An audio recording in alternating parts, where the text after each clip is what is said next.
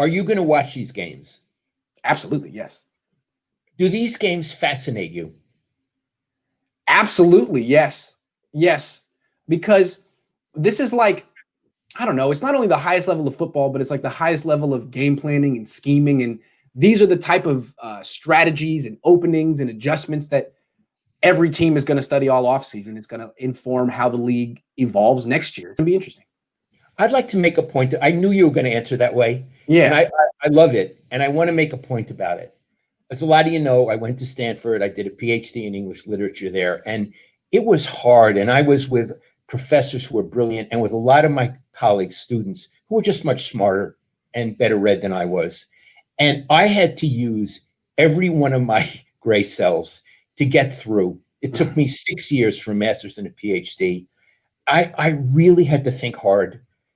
Well, when I think about football, Iggy, I use every bit of my ability. Me too. It's as challenging to me as reading a philosopher like Kierkegaard or the novels of Joseph Conrad and thinking about them.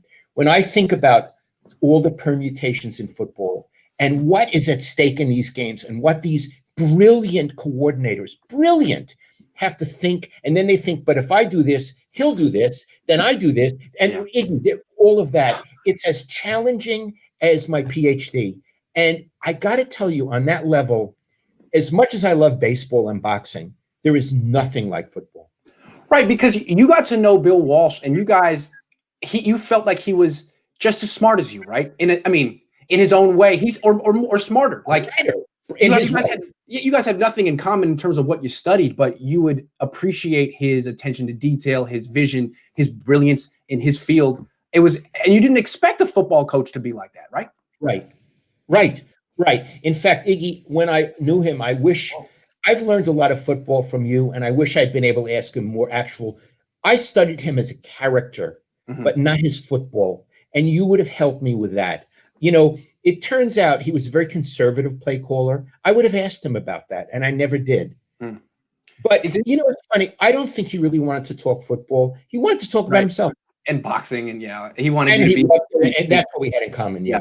But I've gotten to know Robert Saleh very well, and I've talked to him a lot about upcoming games and stuff off the record. Just what do you think is going to happen in this game? And the way I knew that he was going to be such a success eventually is that he could, like no one I've ever met, tell you exactly what's going to happen in a game.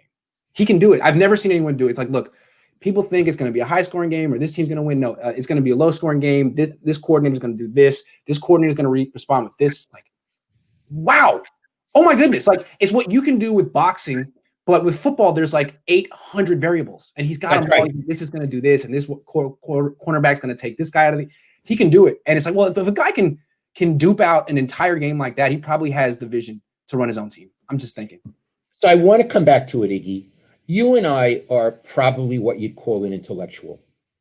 There's an intellectual component to football. Yes. That basketball, for example, doesn't even come close to.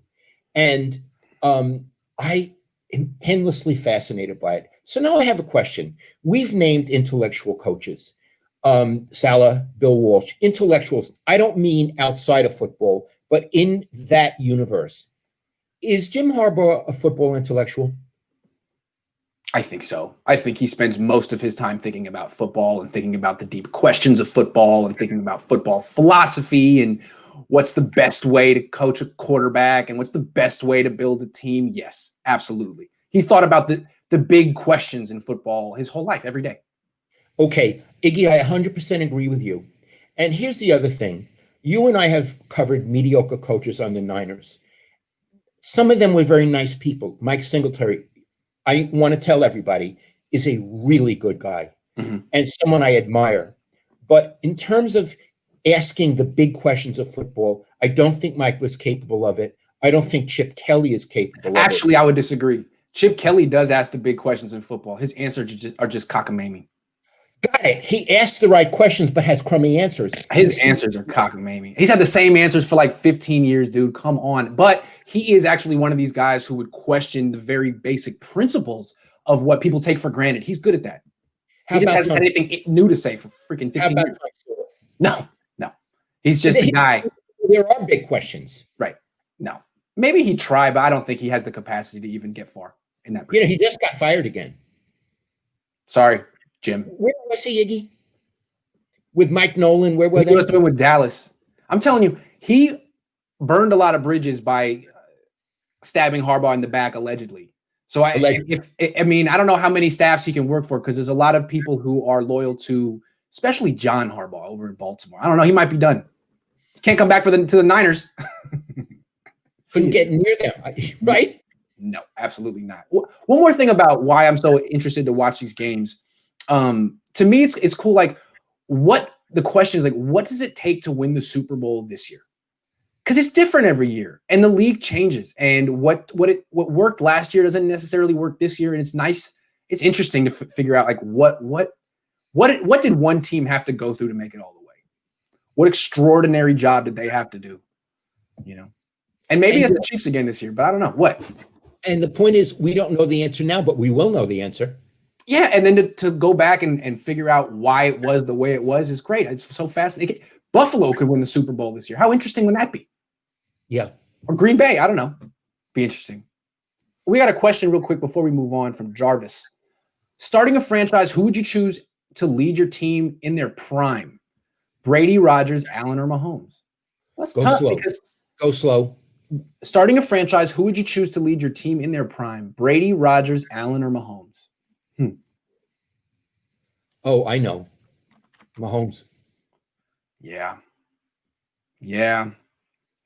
Maybe Mahomes. He's only 25. He's great. Yeah, maybe Mahomes. And you know, one that was left out because you're not in it. Again, salary aside, Russell Wilson.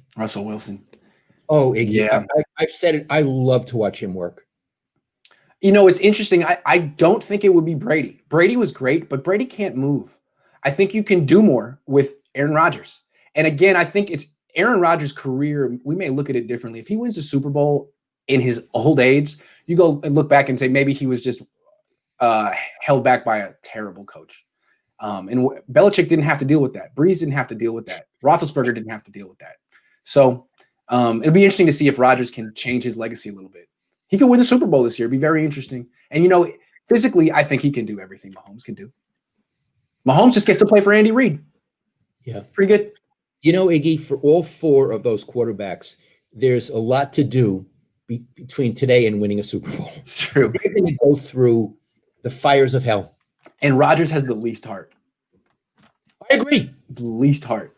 He's very talented, as talented as anyone ever. But so is Josh Allen. I mean, have you ever seen a guy like Josh Allen?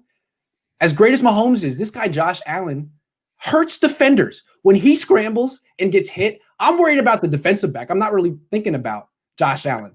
But with Mahomes, I'm like, oh boy, is his head okay? For Deshaun Watson, like, is his shoulder okay? I don't know. Allen's pretty good too.